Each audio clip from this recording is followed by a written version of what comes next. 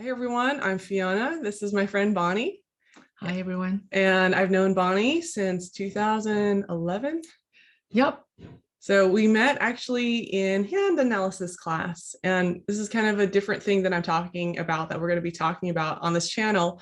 But I think it's all creative outlets are kind of connected.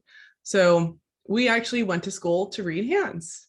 It's an And year-long program, so yes, it's quite a commitment. yeah, so year-long program with Richard Unger. And so I did 2 years of it. You did the first year. Exactly. And the So you're a information, master. not a master, advanced. Advanced. But so, a lot of people think, oh, hand analysis, it's very woo-woo. It's very like palmistry, can foretell the future. And actually, hand analysis is not future oriented. It's very much like whatever is in your hands. This is like your brain mapped out onto your hand. It's like Right. your blueprint. Neural pathways are expressed in our hands in the lines, which changes, but our neural pathways are also expressed in our palm, rather our fingerprints, which don't change. And that's because that's how we think, how we orient, how we give our life meaning, how we emote. Those are in our fingerprints. And again, so that's how our brains are wired. Right. So we were going to talk about hand analysis, kind of like the basics of hand analysis, but also how we're applying it to our lives. And, we'll talk about, our life lessons, our life purpose, the theme of our lives, and then like gift markers that we have in our hands. And so remember, your fingerprints are actually on you 5 months prior to your birth, and they don't change. Whereas your hand shape and your lines do change over time, which is kind of cool because some people will sometimes have certain lines and certain markers in their hands that like disappear, or sometimes they become more prominent in their life. And then what I like to tell people is that, life purpose, life lesson, and theme of your life are constant, they're ongoing, they're non-circumstantial. So which are our fingerprints. Yeah. So it's like no matter what circumstance you're in or what's going on in your life, these things are going to show up. The things in your lines and your hand shape is more personality based, so that is somewhat changeable, right? People can kind of act differently than what their blueprints are in their hands. But yeah, let's talk a bit about how you got into hand analysis. I think I don't remember how I found out hand analysis. Oh, a life coach who was a big name at that point was doing hand analysis, and she connected to the coaching. And so I had my hands analyzed by that person, which then led me to Richard, our master teacher, who actually receive the information about hand analysis. In addition to that channeled information, he also did look into the medical scientific books in a library, a university library in Texas. And by now he's read 40 years of hands. And so anyway, that's how I found out about the hand analysis coaching program, which, because it wasn't palmistry, it actually makes it even more mysterious and fascinating. What's the difference between palmistry and hand analysis? Well, like you said, hand analysis is science-based. It's not predictive, whereas palmistry it's more like fortune telling. Right. Hand analysis doesn't tell you how many kids you're going to have and at what point who are you going to marry, and at what point are you going to what the lottery numbers are. Right. And instead, we are able to understand how our brains are wired naturally, which doesn't change, but the personality, meaning our hand shapes, change over time. So that's not the information that we can read online, there's only, I think, a handful of well-known hand analysts in the US who have websites and who are really active in terms of producing online content. Right, right. Yeah, it's kind of a hidden art. It's not totally out there. I mean, a lot of people get mixed up with palmistry. And what I love about hand analysis is that it gets so pinpoint specific about your life, what's going to make your life just really delicious and really fun. For example, I'll just say my life purpose, I have kind of a two-part life purpose, but it's passionate artist. So that's a combination of, you know, so we look at the fingerprints. So it's a combination of left Jupiter and right and left Apollo fingers. And so basically I meant to kind of, you know, pour my guts out on my canvas of choice, which happens to be music. The secondary part of my life purpose is the Madame Suzatska life purpose, which is about teaching, being a mentor to artists. But the first step of that is to kind of focus on my art. Because who wants to learn from a teacher who hasn't really stepped fully into their artwork and fully embodied it, you know, put themselves out there in the world, right? You want a role model that's like gone through, you know, the school of hard knocks and stuff like that. So that's why it's kind of like a two-part life purpose. And then, so how am I relating that to what I'm doing right now? Well, I am teaching, you know, I'm in school for music, I'm playing music, I'm writing music. And then my challenges should be related to, you know, my life purpose. So think about it like my teacher likes to use like Beethoven. What if Beethoven only did music on the side? You know, what if he was a really good bus driver, but he was also a really good musician, and he wouldn't sit right with you. Right. So it's like you want to have, if you're an Apollo life purpose, then you want to have something that allows you to express yourself and be authentic to whatever you're feeling on the inside. And also being seen is another part of it. Apollo people tend to, you know, they tend to be okay in the spotlight. They tend to be okay, but they also might be like tomato fears, you know, where people are afraid of their work being rejected and stuff like that. And that's happened to a lot of Apollo people who put themselves out there in the world. They get a lot of critique and criticism and energetic tomato or physical tomatoes thrown at them. And the thing is that, do they let that stop them? Do they let that paralyze them? Or do they continue to kind of put their work out there in the world? That's kind of, and break through the fear. So it doesn't paralyze you to being stagnant or being, what do you call it? Where your life lesson kind of has you in its grip. So it's like there's the before and after expression of the life purpose and the gift markers. Apollo purpose sometimes comes with Apollo stars, and that's a gift marker.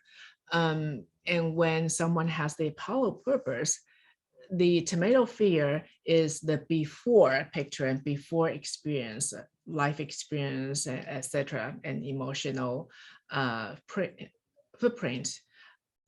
But if they're able to break through that fear, then they're living at the bright side of their gift. They're really expressing the gift, and that's when they're, you know, really are known and are able to, again, do their creative, artistic outlet thing. Yeah, and I want to say that, like, if you're not bumping up against obstacles on your path, then you aren't really stepping up into your life purpose as much as you should be. Like, you should be having issues, like you should be having challenges. That's kind of part of, you know, like the rock that turns into the diamond, is that you have to constantly kind of, you know, not give up and just keep kind of looking at what the obstacles are. They really that scary? Are they as scary and frightening and terrifying?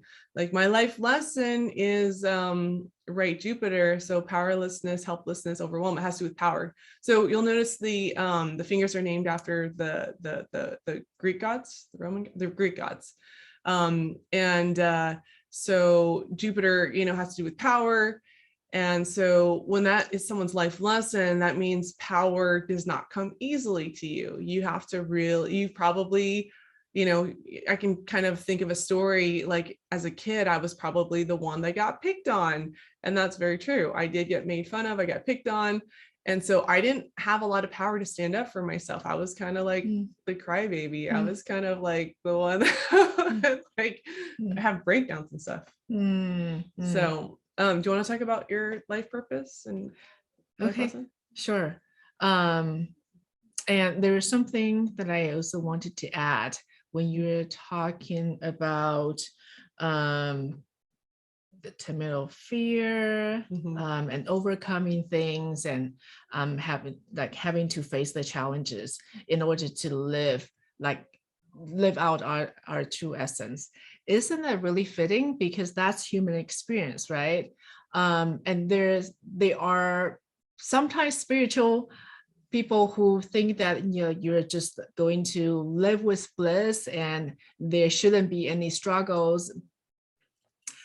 Right. I think the wisdom is that when we are in the experiencing challenging, we could still find the inner tranquility, easier said than done, of course, but it's about the grace under fire.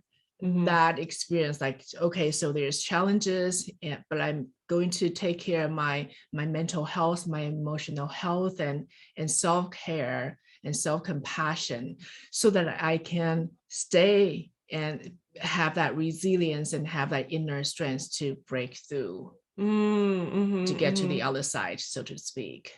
Right. And also, there's such a thing as spiritual bypassing, where it's like, you don't want to face anything that's like too deep or too triggering, because a lot of the new age movement's kind of about this we got to just stay calm and happy and peaceful, and we can't really express our anger, we can't really feel into our deep, darker emotions. It's more of like, so it's kind of like this bypassing of not wanting to go to the darker, deep stuff that we do have to grapple with.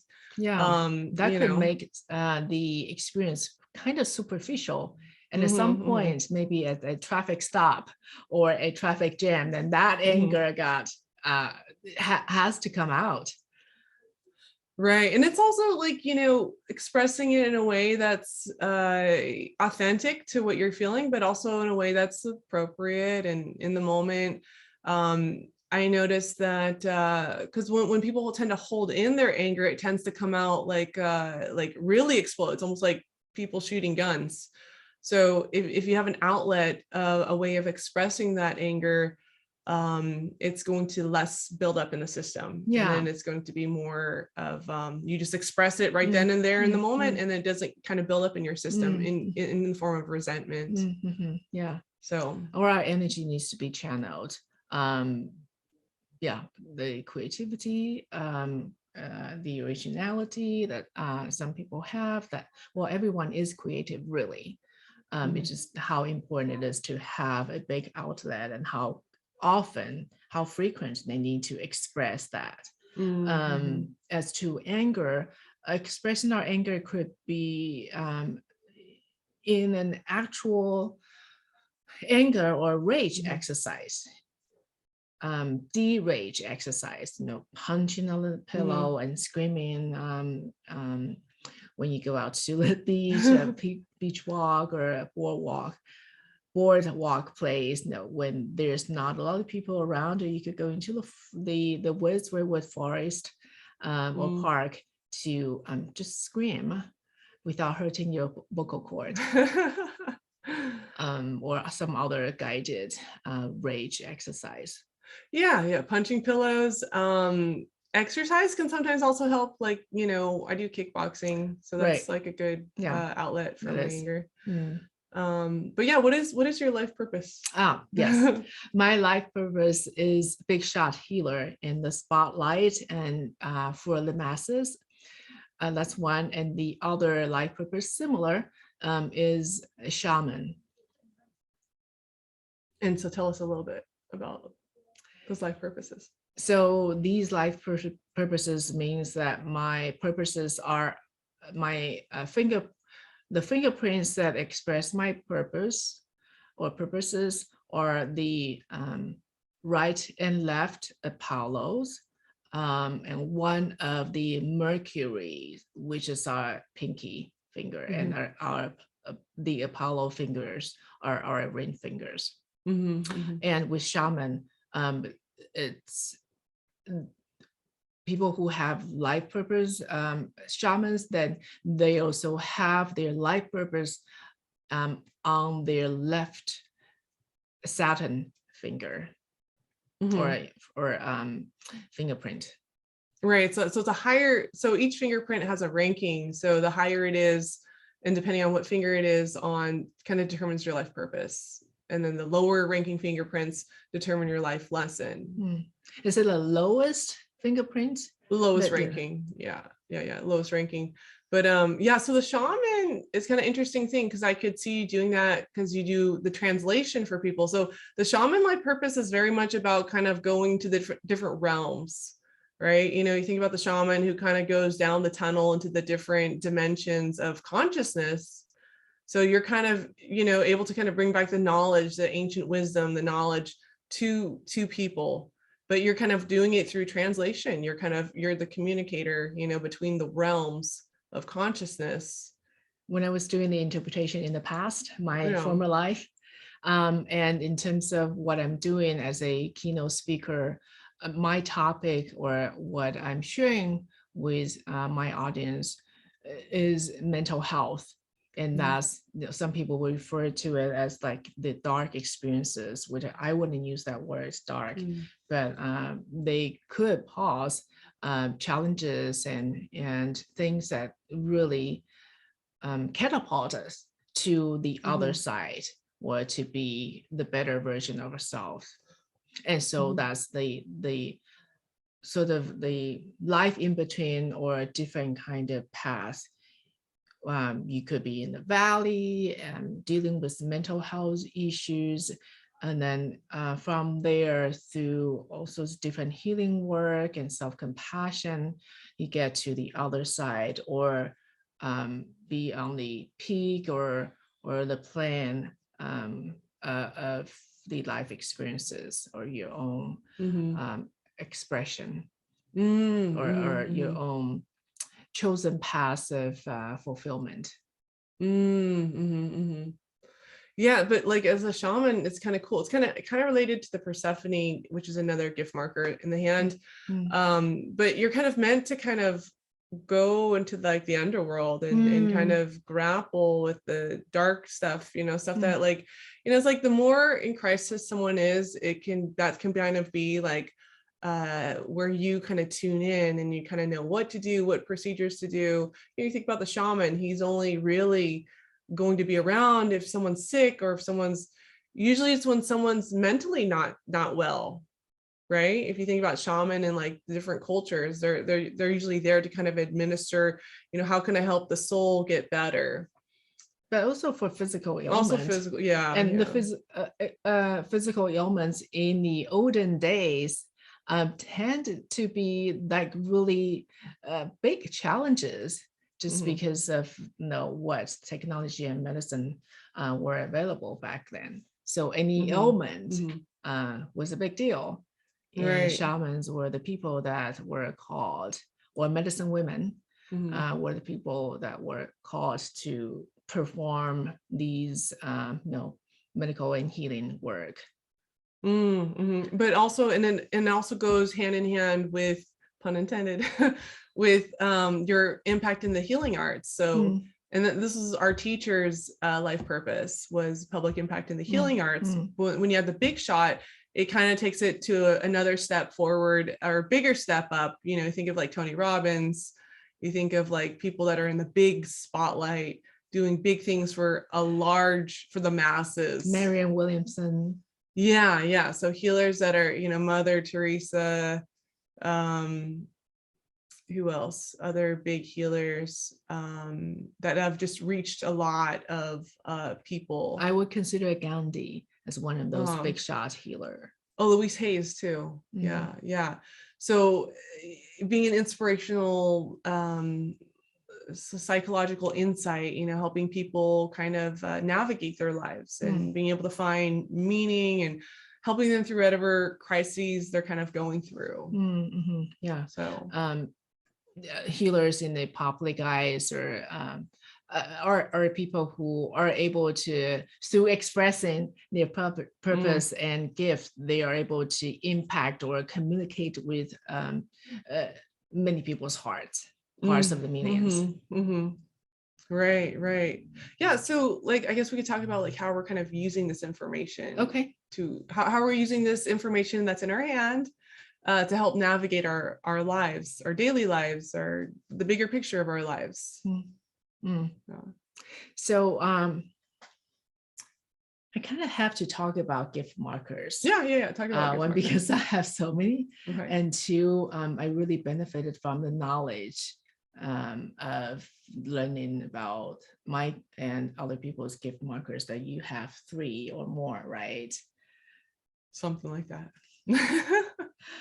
2 of my gift markers are called Mars gift marker, or Mars stars, and throat stars. These are multiple stars because Mars stars and throat stars tend to show up in clusters. And we're talking about the stars that are in the Mars area of the hand, like right here, and also throat stars right here in the middle joint of the thumb. So we think of it like an explosion of energy when the lines want to make a star. So it's a 6-pointed star that, so it's like an explosion of energy. The hand is trying to call attention to this area of the hand because it's important. Fee, that's really nicely explained. That's perfect. Yes. So with Mars stars, the student path, or the shadow side of this gift marker, is people who are timid or unwilling or unable or are fearful of doing the necessary thing or taking the necessary step, which requires a lot of courage, because Mars is about courage and going to war and having that energy. So in the student path, or the shadow of the Mars star, the person again would be that kind of situation. They are not expressing the Mars or expressing the courage. And so the right, or the other side of the door, the after picture of their life is they are able to, really be a stand for their courage, stand for what they believe in, their soapbox, or what they think should be done, and they stand behind that principle. Throw stars are. Well, I want to say something about the Mars star, because it's kind of an interesting marker. So remember, there's always there's good news and bad news for every marker. It's not like this is good or this is bad. There's pluses and minuses to everything.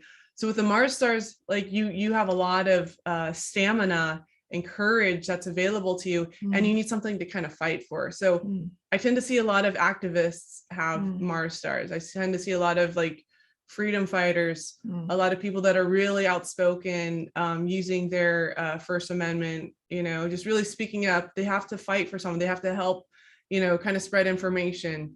So they kind of need that courage and bravery in order to kind of stand up to, whoever minority group or whatever oppressed person or animal or something. Interesting. I would believe that, even though I myself am never an activist, so to speak. And I would say you are.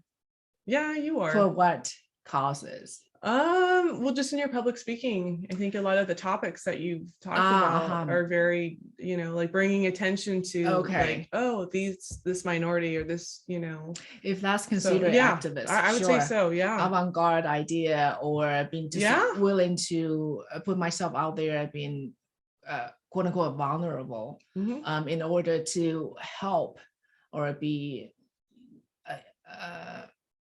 the change agent. Right. You're like the voice for the people that, maybe feel too scared to speak up. So, yes. Okay, I am an activist. You are. It's in your hands. It's in your life. Anything else to add about No. Let's move purpose on and to, you have throat stars. So throat stars are those that need to have spatial expressions. They need to voice either symbolically or really physically voice their ideas and ideals. They need to have that outlet to broadcast again what they believe in. It could be, again, creativity or messages, like intuitive messages. Whatever kind of psychic intuitive hits they're kind of getting, they need to have some sort of form of expressing that.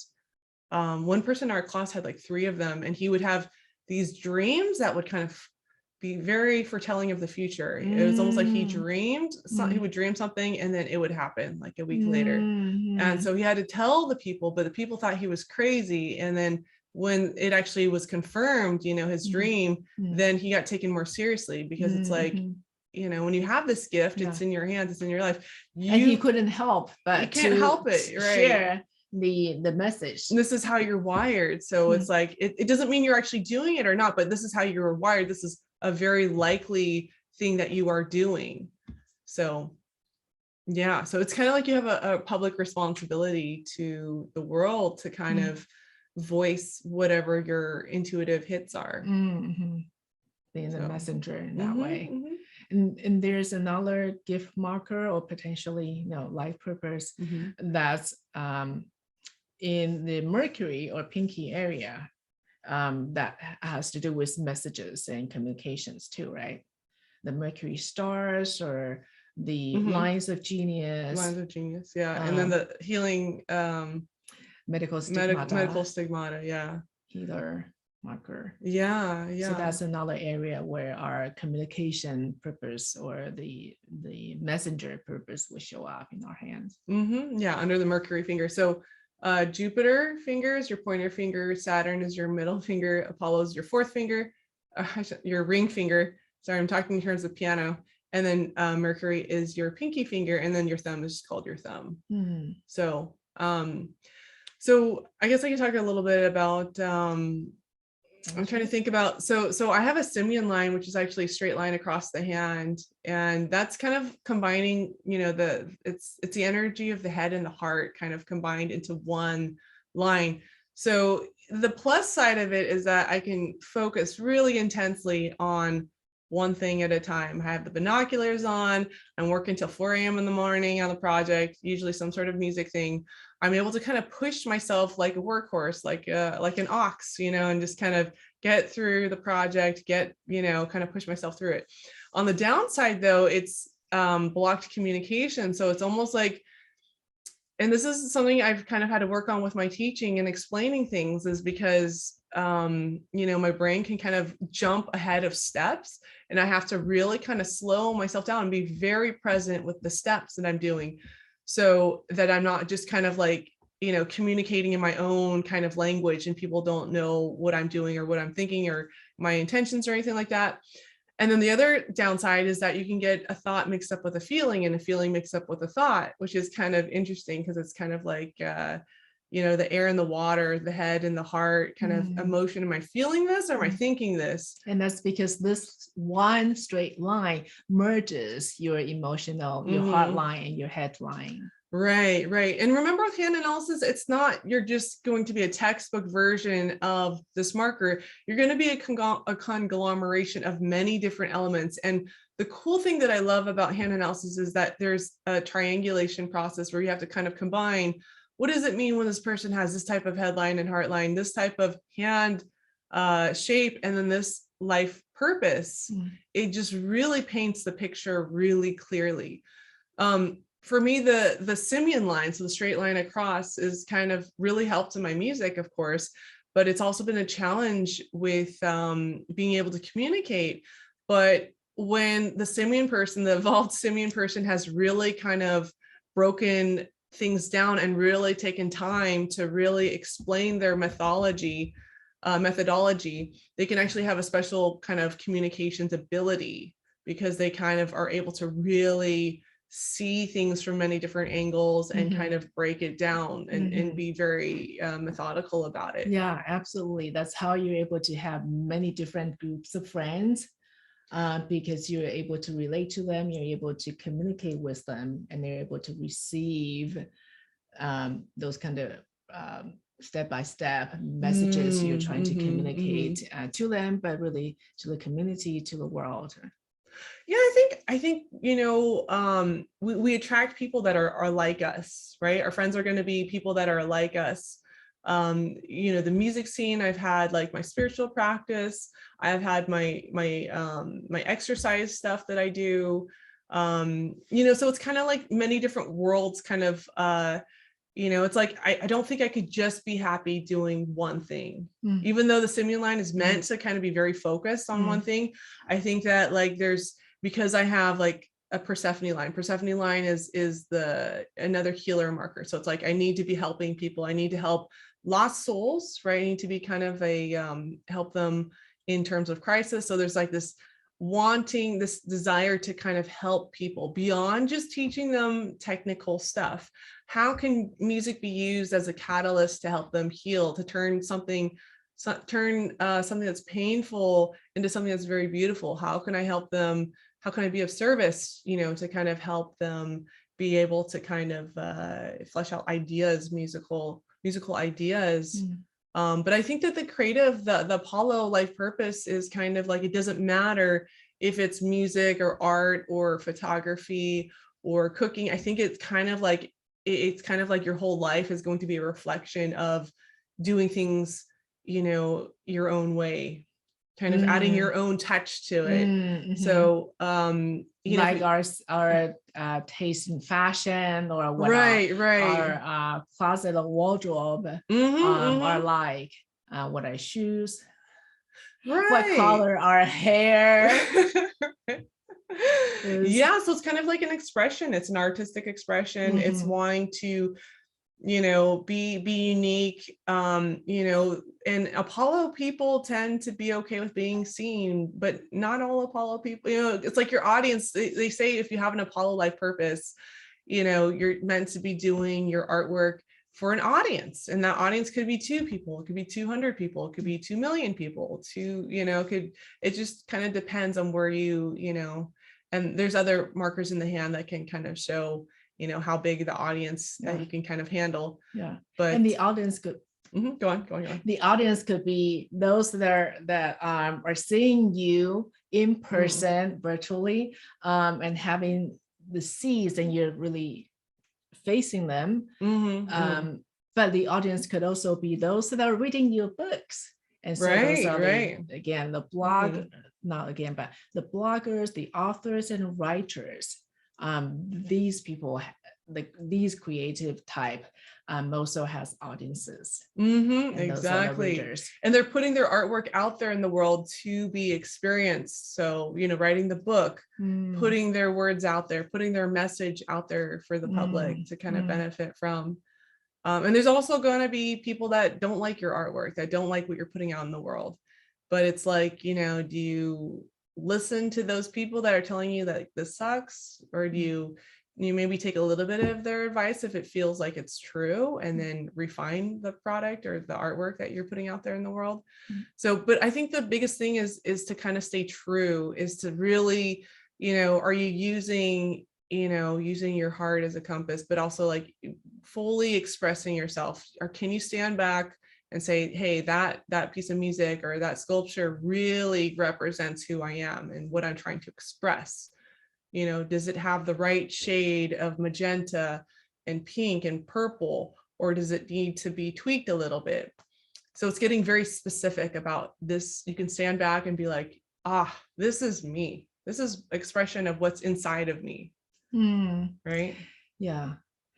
If we could go back to the simulant line for a sec, what you said about you can never just do one thing, and that aspect is similar to another gift marker, which is the shape or how long our headline is, and that's the supercomputer brain, or the octopus Yeah, so brain. it's a line, your headline, which goes from your thumb across the all the hand. way So if you have to a long headline, that's like more this. Yeah, so Bonnie has, I don't know, yeah, you can kind of see it. So she has a really long headline and it's very straight. So that's called the HAL 9000. The HAL 9000 from 2001 Space Odyssey.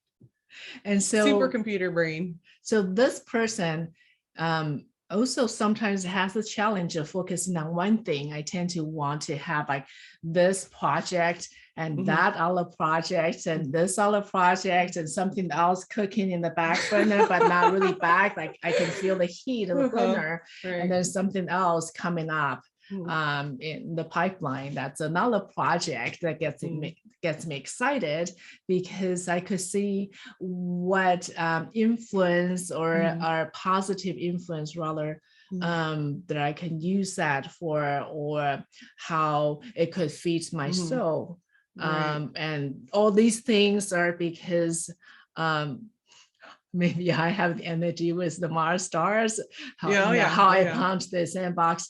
But so with HAL 9000, if I don't have complex or big enough project, or 2 or 3 projects to focus my mind and energy on, then I would just create complicated webs of life to try to navigate and make them more interesting. Right, you'll get like tangled web. So if you don't have like, you know, if you're not working on something big, complicated, and important, then you're going to end up like picking a fight with your cat or something. You know, you're going to find some sort of project to kind of, because you have that energy and you have that stamina, and so it needs to kind of be utilized and harnessed in a way that's you know, and so it's like, how can you best put your energy into something? Right, that makes me that's great. Thank you. You always have this really awesome explanation and way to interpret our hands. But what you just said about HAL 9000 actually reminds me of certain characteristics of my borderline ADHD expression, like the anxiety and sort of the over the place experience or need to be at 2 or 3 places at the same time. And also getting easily distracted because I'm at 2 or 3 places at the same time. What else can we so how do you tell when you're in your life lesson? That's a good thing, because we'd always have like certain things that you could do if you get stuck in your life lesson, because your life lesson is kind of the thing that can, when you feel paralyzed, when you feel stuck, when you feel like life is like difficult and you just want to put your head under the covers and like not think about anything, or if you're thinking of like some sort of escape mechanism, it's usually because you're in your life lesson. Okay, so how do you deal, first of all, what's it like if you're in your life lesson? What does it feel like? What kind of things are happening psychologically, emotionally, physically when you're in your life lesson? For me, I can tell like it's a very crappy place to be in. I think 2 things, or at least 2 things. One is I would feel really alone and lonely because I do have one of my Saturn, or one of my middle fingers is my life purpose, and the other middle finger is my life lesson.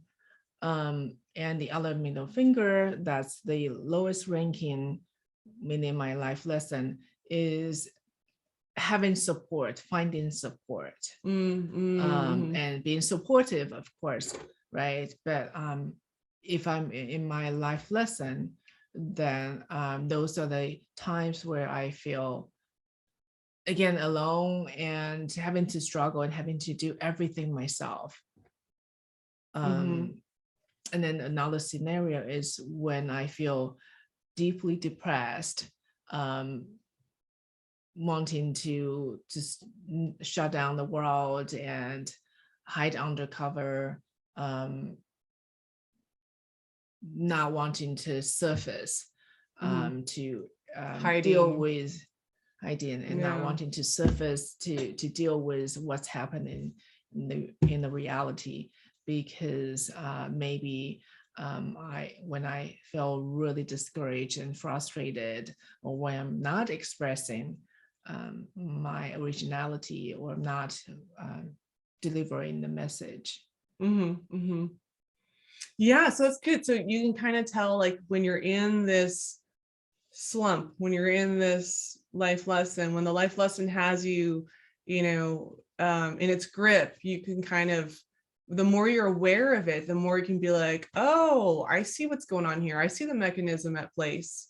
And then are you able to kind of have some sort of things that you can do, remedies that you can do to kind of get you out of that, so you're not in that stuck place for too long? Because the whole thing is like, if you get stuck in your life lesson, people can stay their whole lives in their life lessons and never actually step up in their life purpose, and never actually do anything about it, because they're so struggling in their life lesson. So the less time you can get, the sooner you can get out of your life lesson, the better. Yeah. And so sometimes you may feel like you're running into the same drama with different people, but same dramas and same struggles in the relationship. And that could be because the person isn't turning the life lesson into a purpose, or isn't like doing the difficult but necessary healing work, healing traumas and healing past life experiences, healing this life experiences of stuff, energy, etc. Yeah, I think like for me, when I'm in my life lesson, I will be there for a little bit of time. I'll be like, God, this sucks. This is really not fun. I feel helpless. I feel overwhelmed. I feel like I can't do this. And usually it has to do with, where am I playing small? Where am I not really putting myself out there in the world? And what do I need to do to kind of really put myself out there?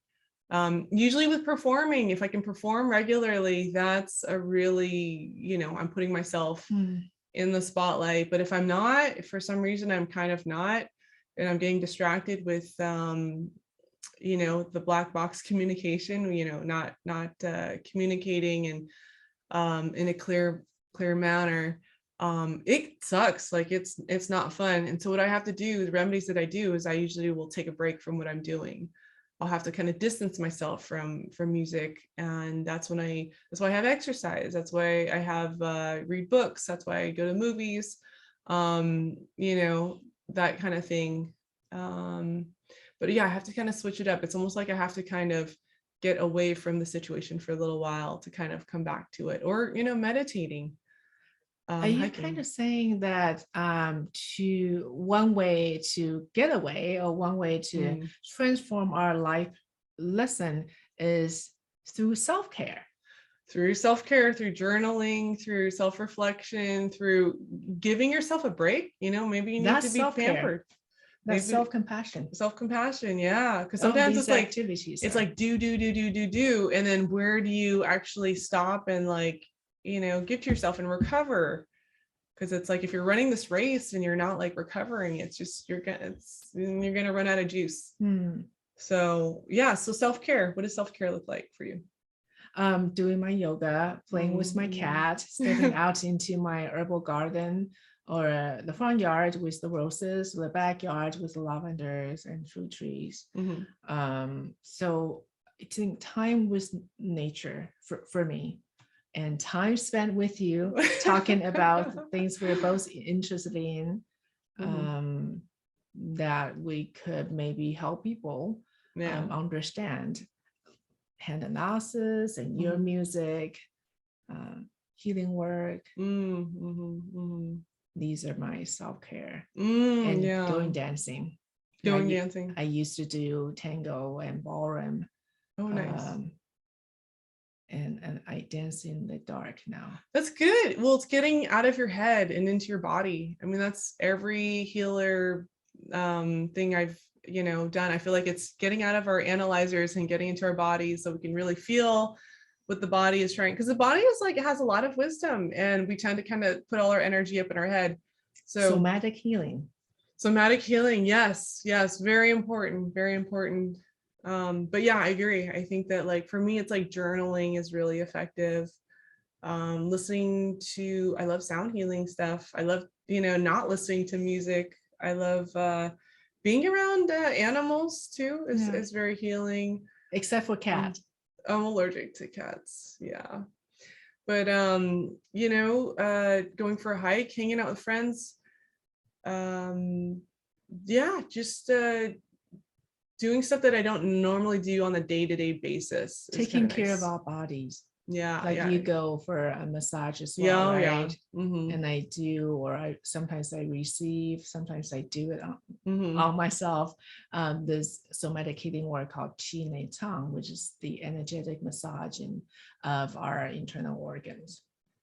And that's important. I feel like our organs, we store a lot of tension in our bodies, and especially our muscles, but also our organs. I could totally see that. They say like stuff with liver problems is linked to anger. Kidney problems are about worries, excessive worries. Lungs about sadness and sorrow. This is like traditional Chinese medicine. So acupuncture too, acupressure. I'm really into. So I guess we should kind of wrap it up. But how can people find you, Bonny, if they want to find out more information about you? I'm a keynote speaker on mental health in the workplace, as well as talent retention and suicide prevention in the workplace. And my website is bonnyllyn.com, BonnyLlyn.com. And I do offer a self-care 24/7 self-care tips on my website. Awesome. We'll link that below. So, okay. Anything else we want to include? Oh, maybe this one little bit. Okay. One last little bit.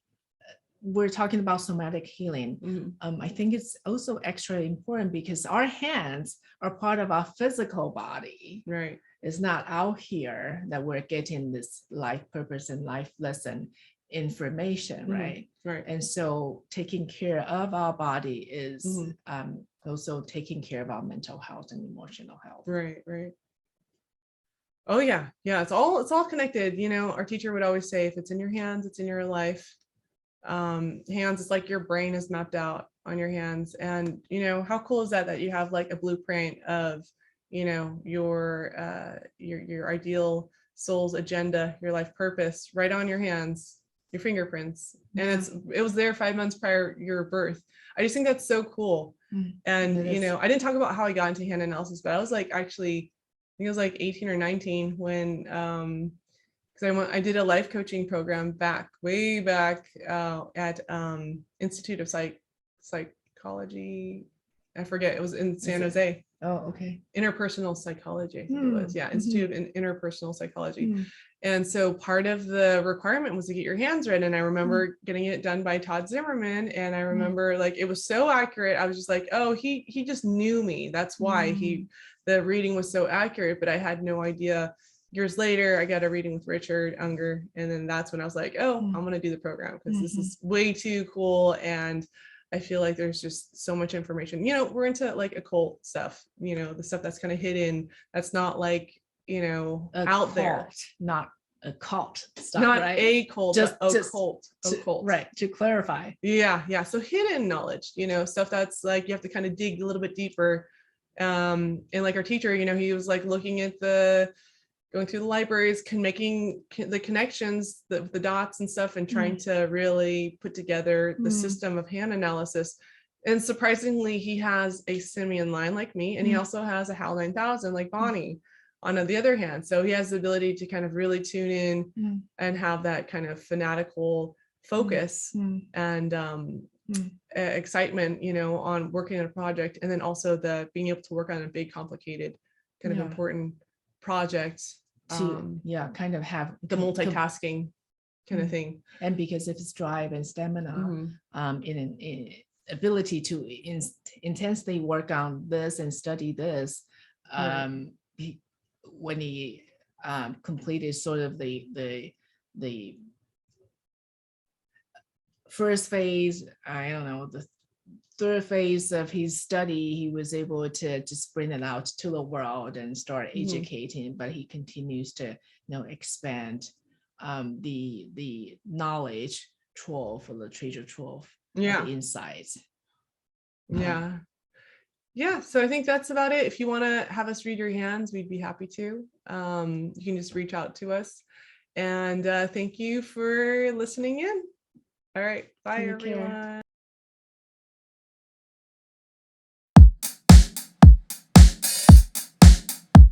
everyone.